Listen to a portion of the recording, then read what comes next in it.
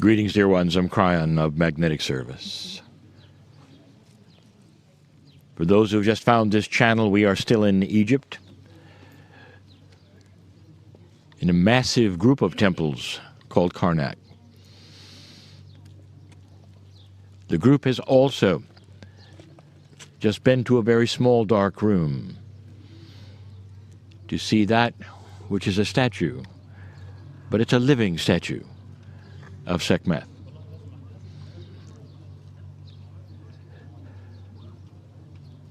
In these few moments, I'm going to do something I've done before. And because in honor of Karnak and the size, the achievement, the intent, we're going to build a temple of our own. But before that, in honor of who we have just seen in this group and the living statue of Sekhmet, I wish to allow someone else to speak first. So I greet you all with the vision that is within you. I honor your presence as you came before me and looked into your heart. And as I did, you looked into my heart. And I assisted in allowing whatever is no longer yours to pass by, and amplifying all that is yours to be made magnified for you. It is time. It is time now to be present with you. It is time now for you to step forward. It is time now for you to anchor the energy of illumination into your heart. It is time now to anchor your step forward. As I looked into your heart, it will not be the same. There are those that have given me a bad reputation of killing many people. I did not. I only helped them integrate and release what no longer serves. For I am here to be present with you in the coming world. I am here as you in the coming world. I bring forth the sword of light to strip away anything and amplify all that serve you. You are the illuminated ones. When you came before us now, when you came before me now, you saw, you felt, you breathed your own lungs, filling with the illuminated air that is around me. I have been called fierce. I am fierce with passion for this humanity. I was here long ago, even longer than you think. For I ask you not to think. I ask you to open your heart to be the benevolent, passionate being that you are. And as you are that benevolent, passionate being, all of your gifts, all of your innate, all of your abilities, all of your vibration will be raised to match that intention. I have not been called love often, and yet I am. You see my emblem giving power and presence to the leaders, the pharaohs, and the gods. That is what I do with you.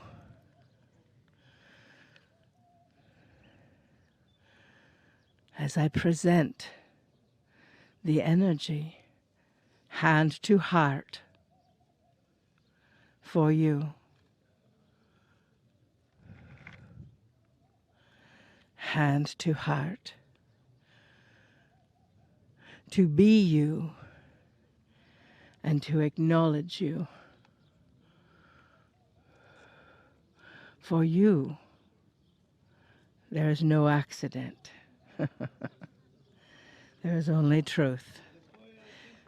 Your divine presence is requested on this planet. Thank you for stepping up to the plate and not stepping back, thinking of yourself as small. You are not.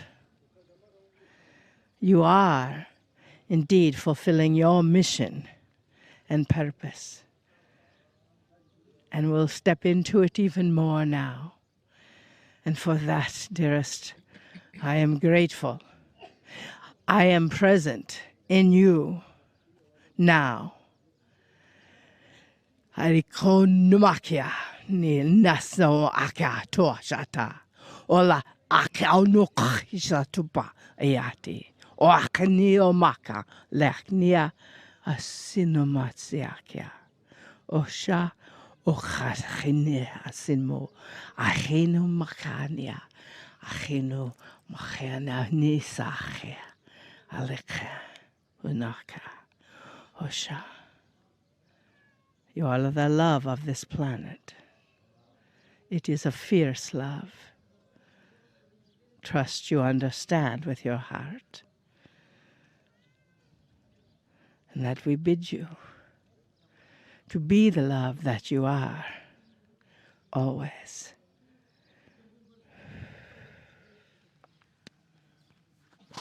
And so we continue, dear ones. We are in a public place. And no better place for this particular message and channel. 2 years ago, we gave a channeling about a temple that you would build, a metaphoric one for yourself. The temple would be you, and it would encompass all of you, including your soul. And the metaphors would be this, is what is your foundation, and what will be your pillars, and what will be the roof, the ceiling. So the structure indeed is you, but a metaphoric you. And when we did it before, dear ones, it was understandably perhaps what you would expect. But now it isn't. Much has happened, even in the 2 years on your planet, to change that which is what many think should not be changed. If you would ask the major belief systems of this planet how things work, they would say, here is how they work, here are the rules, this is what the prophets have said, and this is what we do. And there would be no variance at all from those things. And now there is. Part of the controversial nature of what I speak of is the fact that even some of the basic things are starting to change. But specifically, the relationship of the human being to spirit, to God. The veil is starting to lift. And what that means is you are starting to see far clearer. Even what the ancients told you are now starting to clear, and you're starting to see better paths. And the relationship becomes more personal. A two-way relationship becomes more achievable. So the building of the temple that you're going to do right now in this brief time is going to be far different than it ever was before. You already know the pillars. What's missing is what's on top and the bottom. The pillars, as you recall, are 4. And they're going to be love, compassion,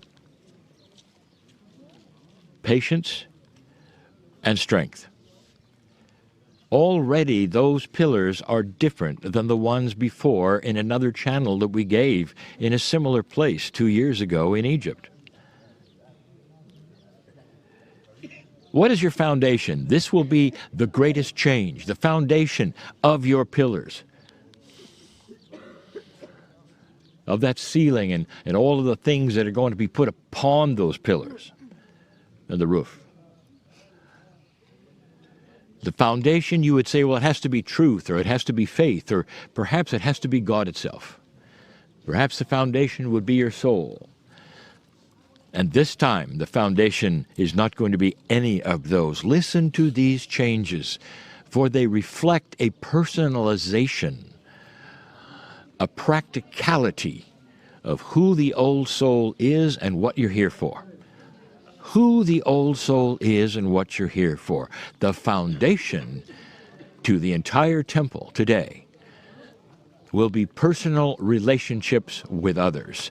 And the foundation will be building bricks and blocks, not one slab, not one huge stone that you might expect.